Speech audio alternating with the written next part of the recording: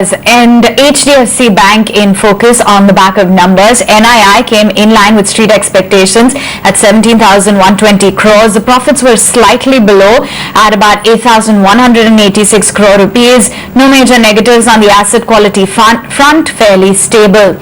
Let's connect then with Santanu Chakarbarti, who joins in from Edelweiss Financial, who joins in to give us a better flavor on the quarterly numbers. Santanu, hi there, good morning. The asset quality this time around has been strong for HDFC Bank, but there has been some impact on account of the COVID collections. And how have you looked at the numbers? Look, I mean, if I look at it on a pro forma basis, what the numbers were last quarter, or in terms of slippages in the actual terms in the current quarter. In both terms, the asset quality has not worsened much. But as you also kind of alluded to, the bank has been clear that the collection run rate in the 15 days of April, which they have already seen, has started to weaken a little bit versus the month-on-month improvements they have been seeing up until March. So that factor remains that there has been a marginal worsening of trends, if not headline asset quality.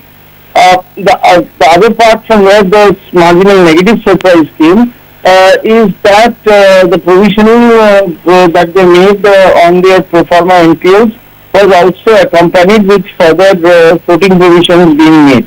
Now, as we recall, throughout this period of COVID, or even the quarter preceding that, which is the corresponding quarter last year, HDFC Bank was one of the banks which was perhaps the only bank which didn't go in for excess amounts of provisioning and delivered asset quality to back up that choice, obviously.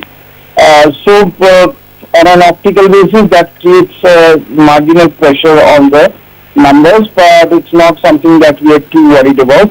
Of course, the April trend will be watched closely for a full sector read through as far as COVID is concerned in its second wave.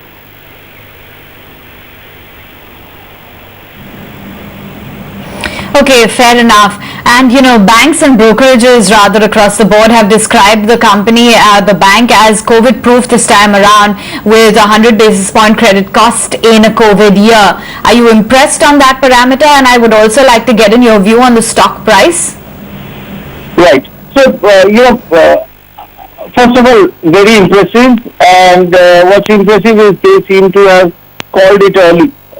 When a lot of other banks were prominent banks, and we don't knock it because that sets up FY22 with a strong earnings growth year for some of those banks, made large quantum of provisioning. HDFC Bank didn't, because it was very clear on the calls at that time that it didn't need to.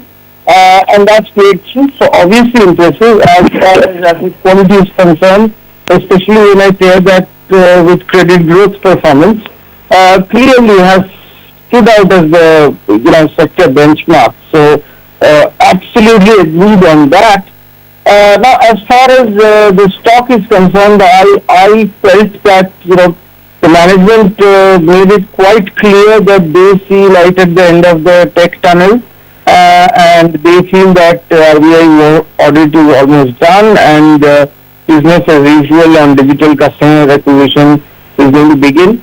But remember, they still got 2 million liability customers onboarded new in this quarter, and therefore, because the liability cross-sell is such a large part of the new customer acquisition strategy within unsecured, it just tells me that worries around market share loss because of the disruption that they have had is probably overbuilt up. And if you heard the call, earnings call on Saturday, you'd have heard that a lot of the questions centered around when and how this can start back up.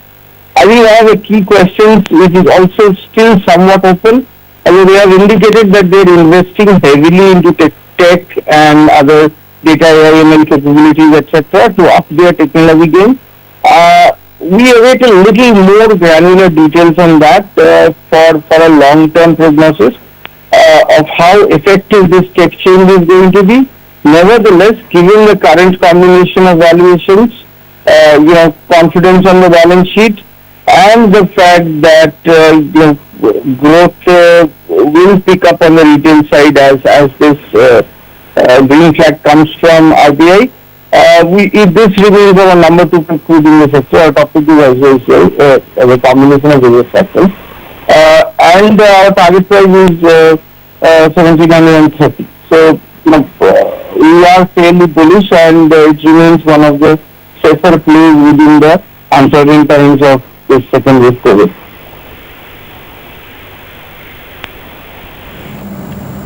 Okay, so safe play within these uncertain times. 1428, by the way, is where HDFC Bank wrapped up on Friday's trading session. Thanks so much, Santanu, for joining in and giving us that heads up. Well, let's get you some quick news wraps as well. And